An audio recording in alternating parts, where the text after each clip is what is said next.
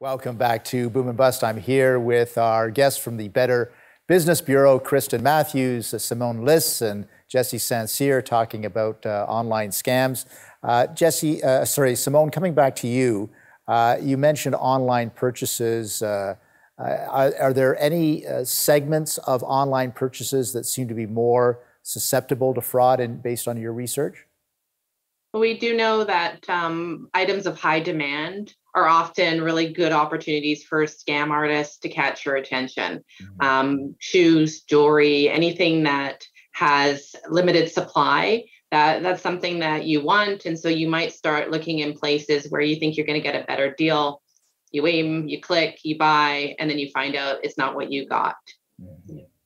And are there, let's move from the top three just for a second, because obviously there are many other, there's such a smorgasbord of scams that are out there now. Are there any sort of fast movers from your research that are not quite at the top three yet, but are moving fast that people should be aware of? I think one, if I can jump in, that might surprise people is the home improvement scam, which just dropped one ranking compared to last year. But still, home improvement scam are still one big that people don't really expect.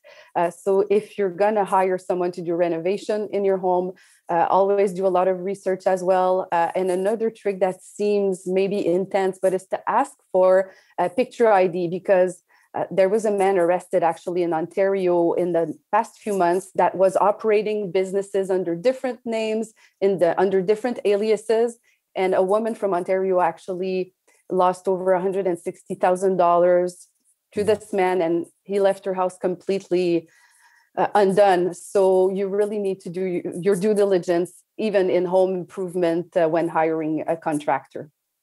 Kristen? I think I think too, some other noticeable increases that I've seen in the 2021 report was that phishing scams actually rose from 8th riskiest to 5th riskiest in 2021, and counterfeit product scams rose from 10th riskiest to the 6th riskiest in 2021. So I think that we can also likely kind of relate this to the increase in online purchase scams, as well as, the COVID-19 pandemic, because a lot of these online purchase scams are phishing scams where they do want your personal information, and then obviously counterfeit products where you order something online and then get a cheap kind of knockoff version of the product that you actually ordered. So I think those are some interesting kind of scams that are rising as the pandemic continues, and I think those are some to kind of watch out for as well.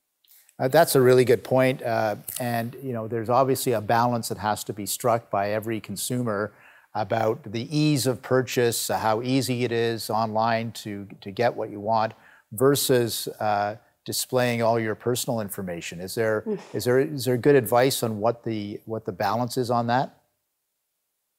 Simone? I'd say don't overshare any information that really I'd say don't share, but don't overshare. So don't provide people your pets' names. Don't provide people things that you might use and hopefully shouldn't use as passwords.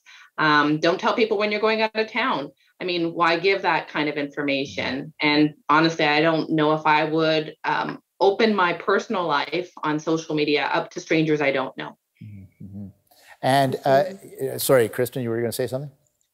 Oh, I was just going to say, kind of just on what Simone was saying, really just we just put out an article not too long ago about doing social media quizzes. So Facebook quizzes that ask for certain information, like your pet's name or what was the name of the street that you grew up on. So even if something might not seem like it's inherently after your personal information, scammers can actually disguise certain quizzes and things like that to get personal information. So definitely something to also think about and keep in mind. And don't forget, if you're registered online with CRA, they ask for similar information. So this might be just a scam to get access to your CRA files. So all good advice from our expert panel. Thank you, and thank the Better Business Bureau for being on the show today. It's been a great learning lesson for our audience. Much appreciated. Thank you so much for having us. Thank you.